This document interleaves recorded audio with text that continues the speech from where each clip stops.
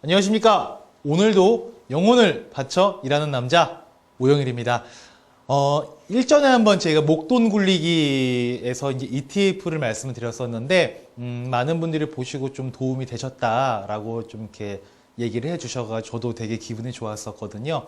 근데 아마 오늘 말씀드리는 것도 ETF 못지않게 굉장히 매력적인 투자 방법이다라고 생각이 되실 것 같습니다. 자, P2P 투자인데요. P2P 투자라 그러면 되게 좀 생소할 수 있죠. P2P 투자는 게 뭐 별건 아니고요. 피어 투 피어, 펄슨 투 펄슨, 그래서 개인과 개인을 연결시켜주는 뭐 그런 행위들, 뭐 이런 건데 제가 지금부터 P2P 투자가 무엇인지에 대해서 설명을 드리도록 하겠습니다. 일단 1990년대에는요, 세상에 없던 게 새로 나온 게 하나가 있습니다. 그게 뭐냐면 바로 인터넷입니다. 우리의 삶은 인터넷이 있을 때와 인터넷이 있기 전으로 나뉘는 것 같아요. 인터넷이라는 게 우리 삶의 모습을 굉장히 많이 바꾸어 놓았죠. 그와 마찬가지로 2000년대, 정확히는 2007년, 2009년 뭐 이 무렵쯤에서 또 한 번 세상에 없던 게 나왔습니다. 이게 나오고 나서 우리의 모습은 더욱더 많이 바뀌게 된 것 같아요. 그게 바로 주머니 속에 한 개씩은 꼭 갖고 다니는 스마트폰이죠. 스마트폰이 나온 다음에는요, 정말로 많은 게 바뀐 것 같습니다. 예전에 지하철 타보면 그 천장에 광고들도 되게 많았었고, 전철역 앞에서는 무료 일간지 같은 것들도 많이 나눠줬었는데, 요즘에는 다 전철 타면 이어폰 꽂고 스마트폰 보시는 분들이 많다 보니까 뭐 전철 안에 광고도 많이 빠졌고, 그리고 길거리에서 신문을 무료 일간지를 나눠주시는 분들도 굉장히 많이 줄어들었죠. 마찬가지로 자동차에서 내비게이션도 요새는 거의 다 스마트폰으로 하시고, 웬만한 인터넷 뱅킹 같은 것도 다 스마트폰으로 하시고, 정말 이 스마트폰이 나오기 이전과 이후로 극명하게 갈리게 되는 것 같고요. 만약에 지금 인터넷과 스마트폰이 없는 시절로 돌아가라, 그러면 되게 상상이 좀 안 되죠. 어떻게 살아? 이렇게 됩니다. 자, 그런데요, 이와 마찬가지로 2015년도에는요, 또 한 번 세상에 없던 게 나왔습니다. 그리고 이게 나온 다음에 투자와 재테크의 방향과 색깔이 굉장히 많이 바뀌지 않았나 라고 생각이 되는데, 그게 바로 클라우드 펀드라는 겁니다. 앞서 말씀드렸던 P2P 투자라는 건 클라우드 펀드의 일종인데요. 클라우드 펀드라는 게 뭐냐면, 클라우드는 군중을 뜻하는 단어라고 보시면 되고, 펀딩은 말 그대로 기금을 조성한다, 돈을 모은다, 뭐 이런 거 아니겠습니까? 그래서 여러 사람한테 기금을 조성해서 행하는 무언가, 이게 바로 이제 클라우드 펀드인데, 자, 오늘 말씀드릴 거 바로 클라우드 펀드의 일종인 P2P 투자에 대해서 말씀을 드릴 거고, 그 P2P 투자가 무엇이며 내가 어떻게 활용할 수 있고 나한테는 어떤 도움이 되는지, 그리고 또 한 번 반대로 생각했을 때 나한테 위험성이 있진 않을까? 이런 장단점을 분석해서 한 10분 정도로 짧게 정리해서 말씀드리겠습니다.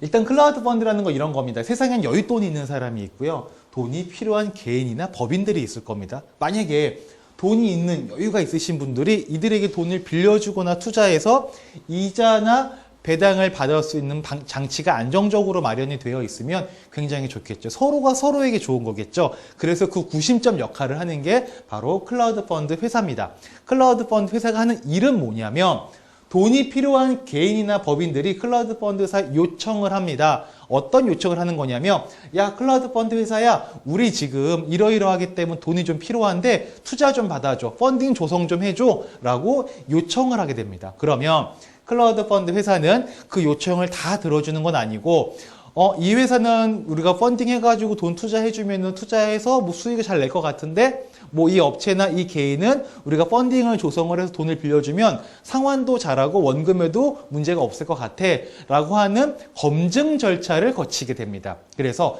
이들에게 클라우드 펀드사에 요청을 하고, 클라우드 펀드사는 검증 작업을 거쳐서 검증된 곳들만 클라우드 펀드의 회사 홈페이지가 있거든요. 홈페이지 등록을 해놓습니다. 이렇게 올려놓는 거죠. 그러면 여윳돈이 있는 사람들이 이 홈페이지로 들어가서 이쪽 회사는 투자를 원하고 이쪽 회사는 돈을 빌려주길 원하고 이 사람도 돈을 빌려주길 원하네, 뭐 이런 것들을 열람할 수 있게 정보를 싹 정리를 해놨어요. 그러면 이 사람들은 돈 좀 필요해 라고 이쪽에 연락을 한 거고, 이 사람들은 돈 좀 빌려주거나 투자할게 라고 연결을 해주는 거죠. 중간에서 이렇게 클라우드 펀드사가 이 둘과의 관계를 연결시켜 준다라는 게 바로 클라우드 펀드. 그래서 이쪽으로 돈을 몰아주면 이쪽으로 돈을 투자하거나 빌려주고 이득을 취하는 행위가 바로 클라우드 펀드다라고 보시면 될 것 같고요. 클라우드 펀드는 크게 세 가지가 있습니다. 첫 번째는 후원, 기부형이 있고 두 번째는 대출형, 이게 바로 P2P죠. 세 번째가 증권형이 있는데 후원형은 말 그대로 그냥 펀드 조성하면은 그 펀드 가지고 돈을 어딘가에 기부하거나 후원하는 그런 것들인 거고, 대출형 같은 경우에 말 그대로 돈을 모아서 빌려주고 돌려받는 거, 그리고 증권형은 어떤 회사에 투자를 해서 배당이나 지분을 받는 거, 뭐 이런 거다라고 보시면 될 것 같은데, 오늘 말씀드릴 건 바로 대출형 클라우드 펀드를 말씀드리겠습니다. 자, 이런 거죠. 여윳돈이 있는 사람이 이제 클라우드 펀드를 그냥 우리는 P2P라고 통칭을 하겠습니다. P2P가 저희가 오늘 얘기할 거기 때문에 여윳돈이 있는 사람은 P2P 업체에 돈을 주고요. P2P 업체는 그걸 또 어떤 개인이나 법인의 돈을 빌려줍니다. 그리고 받을 때는 이자를 받고 조금 떼먹고 이자를 받게 되는 거죠. 자, 이 딱 그림 보시면 제 영상을 많이 보신 분들은 딱 눈치를 채실 텐데, 기존에도 이렇게 하던 곳이 있었죠. 그게 어디냐면 바로 은행입니다. 은행들은 고객에게 예금을 받아서 그 예금을 대출을 해주죠. 그리고 대출 이자는 비싸게 받고 예금 이자는 적게 줍니다. 이렇게 이자의 마진, 예금과 대출의 마진, 예대 마진을 먹는 게 은행의 역할이었었죠. 주수입원이었었죠. 그런데 은행은 딱 살펴보면 이런 거 있지 않습니까? 길거리에 월세가 비싼 곳에 점포들이 되게 많이 있어요. 그죠? 그리고 그 점포에 딱 들어가 보면 직원들도 굉장히 많이 있죠. 점포와 직원을 다른 경제적인 표현으로 다시 말하면 비용입니다. 은행은 비용이 많이 들어간다는 거죠. 그러다 보니까 그 비용을 충당하기 위해서 대출 이자는 많이 받아내야 돼요. 그리고 이자는 예금하는 이 사람한테 이자는 적게 줄 수밖에 없는 구조가 바로 은행이죠. 자, 그런데 P2P 업체 같은 경우에는요, 점포가 없는 무점포 사업입니다. 인터넷 상에서만 거래가 되는 거죠. 그러다 보니까 점포가 없다 보니까 직원들도 많지 않지, 굉장히 극소수입니다.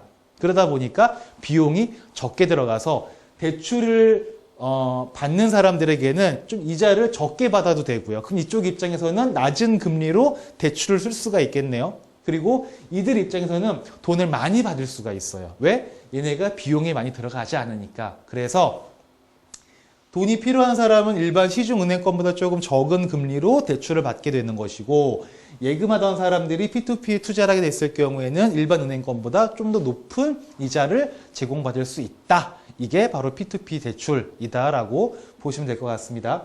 자, 이건 실제로 P2P 투자 이제 회사에 제가 화면을 캡처한 건데요. 가보시면 이렇게 여러 군데가 이렇게 모집이 진행이 되고 있어요. 여기 보시면은 이자 납입 중이라고 되어 있는데, 보니까 한 15억을 모집을 했네요. 15억을 모집을 했고 지금 모집이 끝났기 때문에 이자를 상환하고 있다.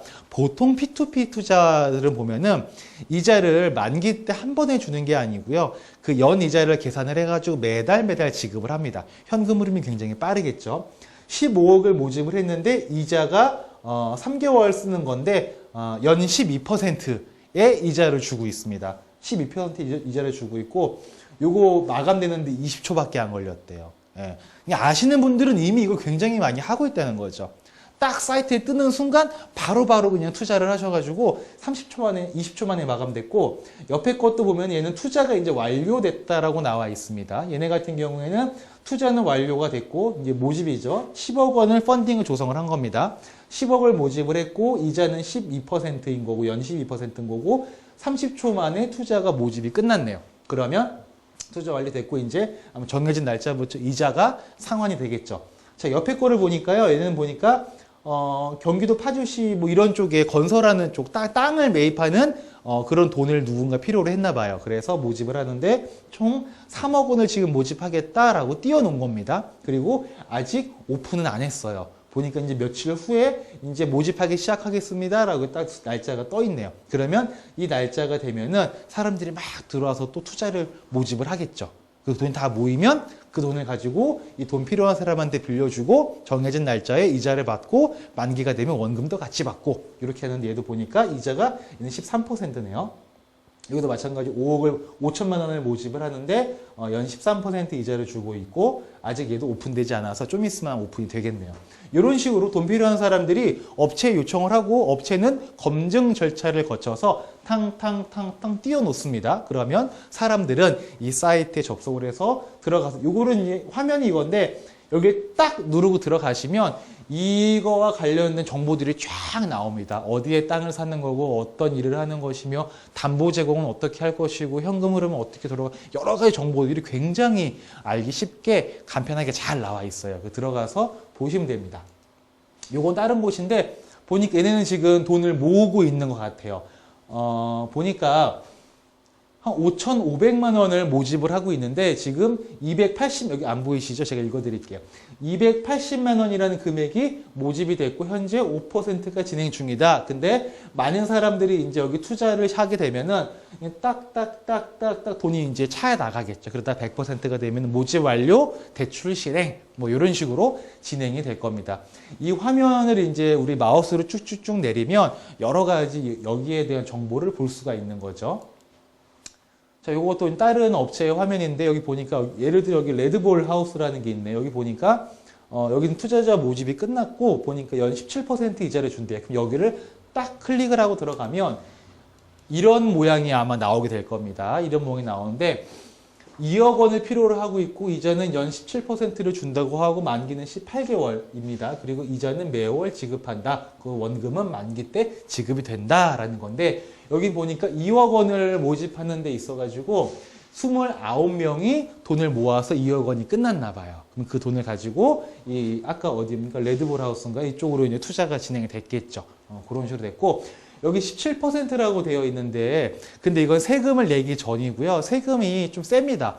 P2P 대출 같은 경우는 대부업으로 분류가 돼요. 뭐 대부업 그러면 뭐 사채, 뭐 이상한 이런 이미지가 떠오르는 그런 건 아니고 그냥 은행도 대부업을 하는 거니까 17%인데 이자에서 세금으로 내는 게 거의 한 27.5%를 세금으로 내게 됩니다. 일반적인 은행의 이자 소득세가 15.4%인데 얘네는 이자 소득세가 아니고 비영업대금에 대한 이익으로 분류가 돼서 27.5%의 세금을 납부를 하게 되죠. 그러면 17%인데 실제 따지면 뭐 1,000만 원 투자하신 분이 1,700만 원을 1,000만 원 투자하신 분이 170만 원을 이자 수입을 받을 수 있으신데 거기서 세금을 빼고 나면은 아마 한 123만 원, 125만 원 정도 수준으로 받는 것 같아요. 그러면 실제 세후 이자는 17%가 아니고 한 12.5% 내외가 왔다 갔다 하겠네요. 근데 그래도 괜찮죠. 12.5%니까. 저도 이쪽에다가 이제 좀 한게 있는데 여기는 담보를 이제 그 레일 있지 않습니까? 볼링장 가시면 레일 있잖아요. 그 레일을 담보로 잡아놓은 거죠. 그래서 혹시라도 이 돈을 빌려간 업체가 돈을 상환하지 못하면 그 담보로 잡아놓은 레일을 철거하고 팔아서 현금화시켜서 고객들에게 돌려주는 그런 안정장치 담보를 제공을 하고 있습니다. 대부분 이렇게 담보 있는 걸 하셔야 되면 제가 뒤에다 말씀드리겠지만 담보 없는 건 하시면 안 됩니다. 개인적인 생각입니다. 저는 담보를 좋아하기 때문에. 자. 일단 P2P 투자에 대한 제가 여태까지 좀 긍정적인 면들, 좀 이자가 높다, 안정적이다 이런 것들을 말씀드렸는데 위험성이 있긴 있습니다. 첫 번째는 뭐냐, 바로 부실인데요. 돈을 빌려간 업체가 이제 부도가 나거나 이제 파산을 하게 되면 곤란해지겠죠. 그래서 세 가지를 좀 보시면 좋을 것 같아요. 시작하시기 전에 개인한테 빌려주는 게 있고 법인한테 빌려주는 게 있는데 아무래도 개인보다는 법인이 조금은 더 안전하지 않겠는가라는 생각을 저는 개인적으로 하고요. 왜냐면 뭐 개인이 말 맞다는 그냥 배째라 난 몰라 해버리면 끝나는데 법인은 그나마 이제 좀 포기하기가 쉽지가 않죠. 여러 사람들의 의견을 집합적으로 모아서 결정을 내리는 곳이기 때문에 물론 이제 소규모 법인 같은 경우에는 대표이사 개인이 하는 것도 있겠지만 그래도 개인보다는 법인이 담보가 제공할 게 많이 있겠죠. 재산이라는 게 있기 때문에 그래서 담보 제공은 꼭 받으셔야 되고 담보가 있다 하더라도 선순위로 되어 있는 투자를 하셔야 됩니다. 이 선순위란 말은 뭐냐면 쉽게 말하면 이런 겁니다. 내가 어딘가에 투자를 했고 담보를 잡았어요. 나는 선순위로 잡았고 어떤 사람은 후순위로 잡았어요. 근데 이 회사가 부실이 난 거죠. 상환을 못한 거예요, 돈을. 그러면 담보를 처분을 하겠죠. 처분을 해가지고 선순위가 먼저 돈을 다 받아가요. 투자한 금액을. 손해를 안 봐요, 선순위는. 절대. 근데 후순위는 선순위가 받아간 금액을 받고 남은 금액으로 후순위한테 줘요. 그러면 담보 가격의 변동에 따라서 후순위에 있으신 분들은 혹시라도 돈을 못 받는 경우들이 생길 수도 있죠. 그래서 정리하면 저는 개인적으로 볼 때는 개인보다는 법인이 나을 거다. 그리고 법인이 담보가 많이 이렇게 담보를 꼭 잡고 있는 거에만 투자를 하셔라. 그리고 담보 중에서도 후순위 말고 선순위에 있는 걸 가져가는 게 훨씬 안전하다라는 말씀 드려서 부실에 대한 위험은 사실은 이 세 가지만 잘 보시면 크게 위험할 건 없을 것 같다라고 생각이 되고요. 문제는 이거죠. P2P 업체의 부도입니다. 예. 중간에서 이제 중개해주는 회사가 있는데 얘네들이 이제 파산해버리면 사실 답이 없어요. 그래서 P2P 업체 같은 경우에 부도가 나게 되면은 예금자 보호가 안 되기 때문에 우리 돈을 그냥 날리는 겁니다. 예, 보호받지 못한다라는 거죠. 그래서 P2P 업체를 고를 때 잘 고르셔야 되는데 첫 번째로 그냥 볼 수 있는 협회 등록이죠. 협회 등록이 돼 있어서 건전하게 영업행위를 하고 있고 사업을 진행하고 있는지에 대한 관리 감독을 받고 있는 곳. 이런 협회 등록이 안 돼 있거나 관리 감독을 받지 않으면 속된 말로 폰지 사기인지 뭔지 우리가 알 수가 없지 않습니까? 그래서 꼭 관리 감독을 받고 있는 그런 협회에 등록이 되어 있는 업체를 선정하시기 바라고요. 두 번째는 대표의 도덕성입니다. CEO의 도덕성인데 사실 이런 게 있어요. 마음 먹고 사기치려면 마음 먹고 돈 가지고 날아가려면 그거 무슨 수를 막습니까? 그렇죠? 그래서 이 사람이 어떤 마음을 가지고 이 사업을 진행하는지에 대한 그 마인드적인 부분들 굉장히 중요할 것 같습니다. 그래서 저 같은 이런 거는 객관적인 정보이기 때문에 누구나 확인할 수가 있겠지만 사실은 이거는 그 사람을 만나고 알아가는 과정을 거치지 않는다면은 인터넷상에서의 거래이기 때문에 우리가 확인하기가 쉽지가 않죠. 그래서 저 같은 경우에는 그 좀 괜찮은 P2P 업체들을 다니면서 제가 하는 역할이 또 그런 거 아닙니까? 그냥 제가 먼저 다 알아보거나 선별해서 또 이제 물어보시는 분들 있으면 추천도 좀 해드리고 그런 역할을 하다 보니까 저는 이제 업체 대표들이랑 만나서 밥도 좀 먹고 얘기도 많이 나누고 그렇게 했었는데 나름 정리가 되는 업체들이 좀 있다 보니까 저는 이제 그쪽을 통해서 저도 하고 있고 제 고객분들도 그렇게 운용을 하고 있으신데 여태까지는 아무런 사고가 없었는데 아마 앞으로도 크게는 없지 않을까라고 저는 생각이 되는데 사실 이는 가능성이 없진 않다라는 부분을 좀 이해했으면 좋겠습니다. 자, 정리하겠습니다. 장점으로는요, 은행권 대비 고수익입니다. 훨씬 이자를 많이 주는 거 아까 확인하셨죠? 빠른 현금 흐름입니다. 아무리 수익이 높아도 3년 후, 5년 후, 10년 후에 그 수익을 받을 수 있으면 재미가 사실 없죠. 예, 근데 현금 흐름이 빨리빨리 돌아가기 때문에 굉장히 매력적이다. 이자를 매월 받을 수 있기 때문에 좀 용돈 받는 기분 같기도 하고요. 말 그대로 이자 소득으로 이제 생활을 할 수 있는 그런 것도 되는 것 같아요. 그리고 소액으로도 투자가 가능하죠.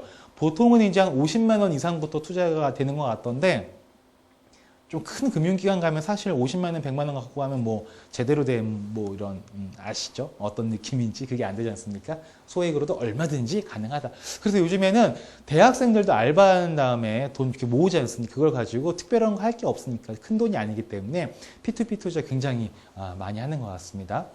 그리고 단점으로는 아까 말씀드렸던 예금자 보호가 되지 않으니까 신중하게 하실 필요가 있고 전 재산을 올인하거나 그러지 마셔라 라는 말씀 한 번 더 말씀드리겠습니다. 자, 정리 한번 해보겠습니다. 그 P2P 투자라는 게 정말 기존의 우리 일반 서민층에서 할 수 없었던 재테크인 것 같아요. 사실은 돈이 많은 분들은 저런 걸 이미 하셨던 건 이제 마음이 아시는 분들은 다 아시겠지만 돈이 많은 흔히 말하는 쩐주라고 하죠. 그런 분들 법적인 테두리 안에서 이런 것들을 이미 예전부터 하고 있었습니다. 그래서 부자는 점점 부자가 됐던 거였죠. 근데 지금은 일반적인 소액 투자자들, 서민층들도 이런 것들을 과거의 부자들만 할 수 있었던 것들을 합법적으로 할 수 있게 만들어 놓은 게 바로 클라우드 펀딩, 그 중에서도 P2P 투자라고 볼 수가 있을 것 같습니다. 사실 크게 제가 아까는 위험성에 대해서 강조를 좀 많이 드렸었는데 업체만 잘 고르고요. 그리고 그 업체가 선별한 회사들의 담보만 잘 준비가 되어 있으면 사실상 크게 원금에 손해보는 일은 없고요. 전체적으로 봤을 때 P2P 투자의 부실률이죠. 투자했는데 돈을 좀 제대로 받지 못한 사례는 1%인가 2%밖에 되지 않습니다. 제가 혹시나 하는 마음에 이제 어차피 영상은 계속 남아있기 때문에 제가 혹시나 하는 마음에 이제 강조를 좀 드렸었는데 분명히 위험성은 존재하나 그렇게 많은 사건, 사고가 나진 않았다. 그래서 그럼에도 불구하고 투자할 때는 꼭 담보 물건이 제대로 되어 있는 선순위에 있는 그리고 건전한 마인드를 가지고 있는 CEO가 운영하는 P2P 업체를 통해서 재테크를 하시면 굉장히 도움이 되지 않으실까라는 생각이 듭니다. 자, 그리고 이런 P2P 투자가 한번 해보고 싶으신데 어디에 어떤 업체를 통해서 해야 될지 모르겠다라고 하시는 분들이 있을 수도 있으시죠. 그러면 저희 행복 재무상담센터 홈페이지에 상담 신청 남겨주시거나 저한테 연락 주시면 제가 선별하는 업체, 제 기준으로 선별하는 업체들을 추천드릴 테니까 그렇게 도움을 받으시면 될 것 같습니다. 자, 오늘 여기까지 하겠습니다. 고맙습니다.